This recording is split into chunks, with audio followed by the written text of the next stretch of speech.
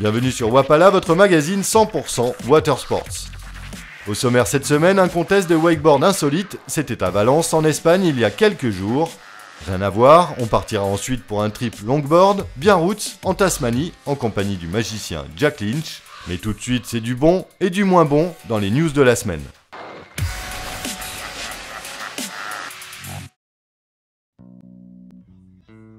Le monde de la planche à voile est en deuil suite à l'annonce de la disparition de son inventeur. Jim Drake est décédé le 20 juin 2012 à 83 ans. Présenté comme le co-inventeur du windsurf avec Oil Schweitzer, Jim Drake a dédié sa vie à sa passion, la planche à voile. Jim l'ingénieur et Oil le surfeur se rencontrent en 1966 et ensemble ils vont développer ce qui deviendra l'un des sports de plage les plus populaires des années 80. Dans la foulée, les deux compères déposent un brevet et créent la Windsurfer, un best-seller. On voit sur ces images les premiers tests du prototype par leurs inventeurs. La scène se passe en Californie au printemps 67.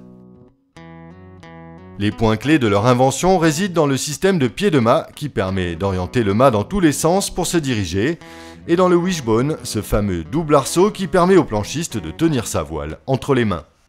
En 1973, Drake sort de l'aventure Windsurfer, mais toujours aussi passionné, il reprendra du service au sein de la marque de windsurf Starboard au début des années 90.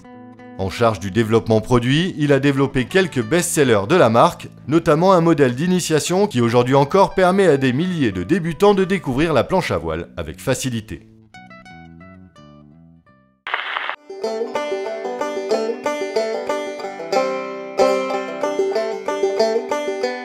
Plaisir, convivialité et solidarité sont les valeurs de l'International Surfing Day. Ces images tournées au Cap Ferret et signées des Bordelais Groovy Baby reflètent bien l'ambiance d'une bonne session entre potes. Bon, même si c'est une vision bisounours, vu l'ambiance pourrave sur certains spots, c'est bien de rappeler que le surf, c'est cool. Véritable coup d'envoi de la saison surf, l'International Surfing Day s'est tenu le 24 juin 2012 pour sa 9e édition. C'est une journée gratuite destinée à faire la promo de l'activité surf auprès de tous les publics, mais aussi l'occasion de sensibiliser les pratiquants au respect de l'environnement. Cette journée est une initiative de l'Association européenne des industriels des sports de glisse, de la Fédé européenne de surf et de Surfrider Foundation.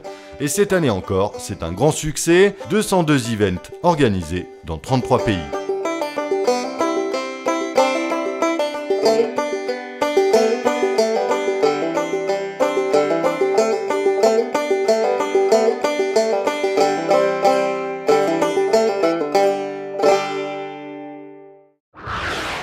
Sans transition, on passe au wakeboard pour un show urbain façon pédiluve géant.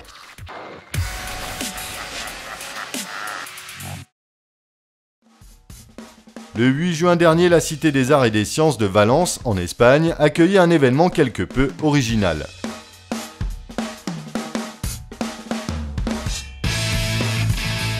Les organisateurs de l'Art of Wake ont eu la bonne idée de profiter de ce cadre résolument graphique pour inviter 24 wakeboarders à venir s'exprimer sur les modules de ce spot insolite.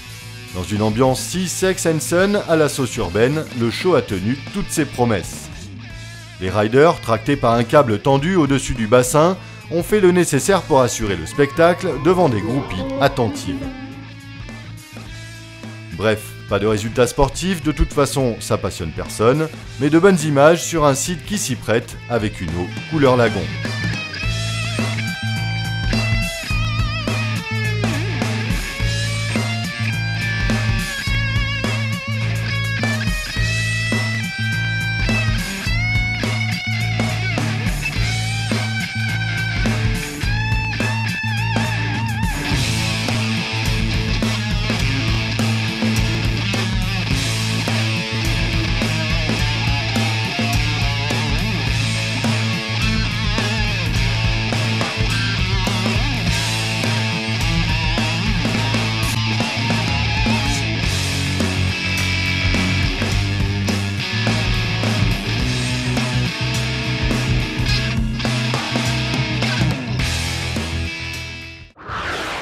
Rien à voir, on s'envole maintenant pour un trip longboard bien roots en Tasmanie en compagnie du magicien Jack Lynch.